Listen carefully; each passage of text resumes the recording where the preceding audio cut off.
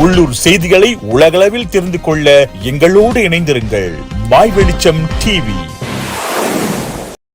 Joe லோவை நேருக்கு நேர் சந்தித்ததாக Najib Razak கூறினார்.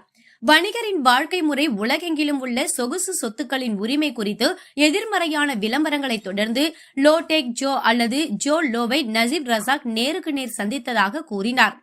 1MDB விசாரணையில் ஆதாரங்களை அளித்து முன்னாள் பிரதமர் லோவின் ஆடம்பரமான வாழ்க்கை முறை குறித்த செய்தியால் தான் சங்கடப்பட்டது உண்மை என்றார். அபுதாபியின் பட்டத்து இளவரசரான ஷேக் மன்சூர் சையத் சுல்தான் அல் நஹ்யான் ஷேக் மன்சூருக்காக இதை செய்ததாக சொல்லிய நஜீப், தனது வளர்ப்பு மகன் ரிசா அஜீஸ் மூலம் லோவை அறிமுகப்படுத்தியதும் ரைசாவும் லோவும் வகுப்பு தோழர்கள் என்றும் கூறினார். அமெரிக்க நீதித்துறை ரிசாவுக்கு எதிராக திவால் நடவடிக்கையை எடுத்த பிறகு ஷேக் மன்சூரின் உதவியை நாடியதாக கூறியதை நஜீப் மறுத்தார்.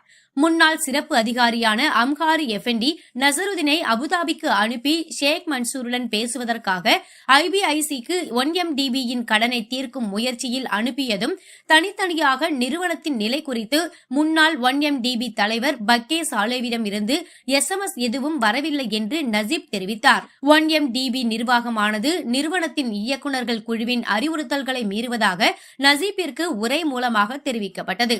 இந்த செய்திக்கு நஜீப் ஒருபோதும் பதிலளிக்கவில்லை என்று பக்கே சாலே கூறினார். Facebook, Twitter, TikTok, இன்ஸ்டாவில் இணைய மறவாதீர்கள். My news, my media, my வெளிச்சம் டிவி.